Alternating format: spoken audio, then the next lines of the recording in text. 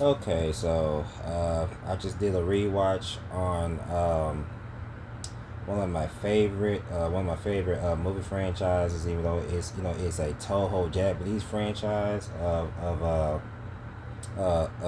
my boy Godzilla. Been a childhood fan since elementary, and it's still into a fan to this very day. From the 1960s, 70s Godzilla Shore era to the mid 80s and 90s Godzilla Heisei era to the 2000s Godzilla Millennium era and the current monsterverse movies with Godzilla and King Kong currently going on with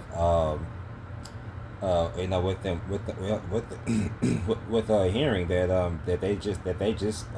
they're about to start filming Godzilla X Kong Part 3, and we're supposed to be getting more, and from what I'm hearing it's gonna be totally different characters, and Godzilla's supposed to be getting more, it's gonna be the spotlight this time, hopefully. Anyway, that aside, I am reviewing Toho's 1999's Godzilla 2000. um I like this one. Isn't my favorite? No, but it's definitely a good one.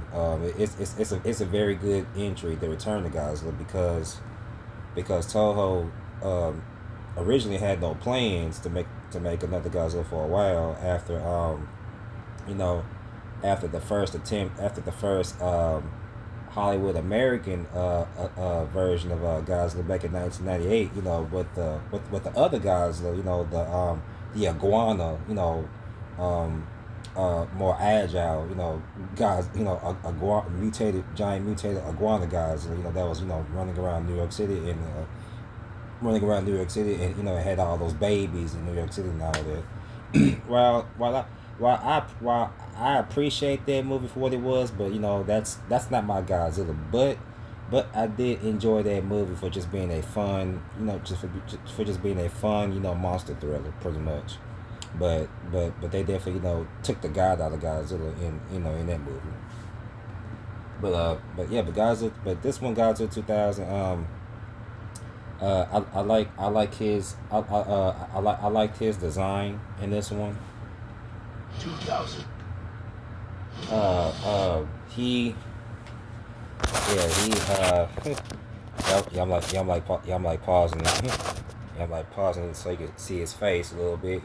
I like the Godzilla's design in this one. Whatever right here, he takes on that UFO alien, that wants to that wants to live on planet Earth, but in order to do so, he has to find something in order to adapt to the Earth's atmosphere, and when he comes across Godzilla, Godzilla has healing regeneration capabilities and stuff like that. Once the UFO alien by the name of Orga, by the way, that's the name of the alien, by the way, Orga. Once Orga stumbles across Godzilla, he goes deep down and into his, scans his body, and he finds out, that Godzilla has this special, regeneration, healing ability called G1 that the alien needs to, to create itself a life form or whatever like that, so it can, so it can live random around Earth and stuff like that, pretty much. So so basically, these two get into a battle at the very end. It's a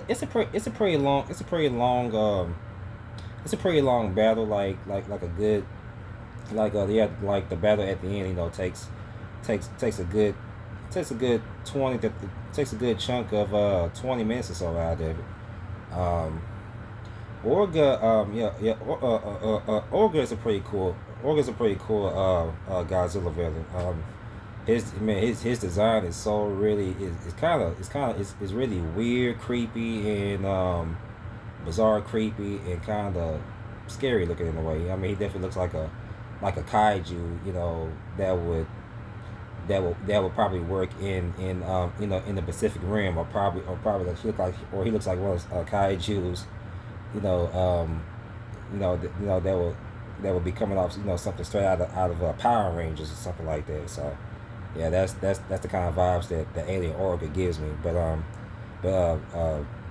yeah, but the monster fight between the two, but between Ogre and Godzilla it's pretty decent. I wouldn't say it's spectacular, but the monster action scenes and destruction are pretty cool though. In the end, Godzilla does eventually defeat him though. He pretty much he pretty much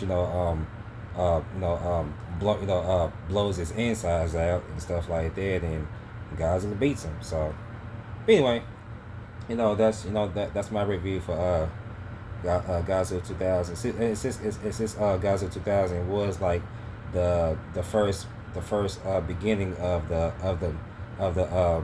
Millennium era or whatever, from 2000 all the way to Final Wars, 2004's Final Wars, and yeah, 2000 is a pretty good movie. Not my favorite, but a good movie though. But that's my review for it.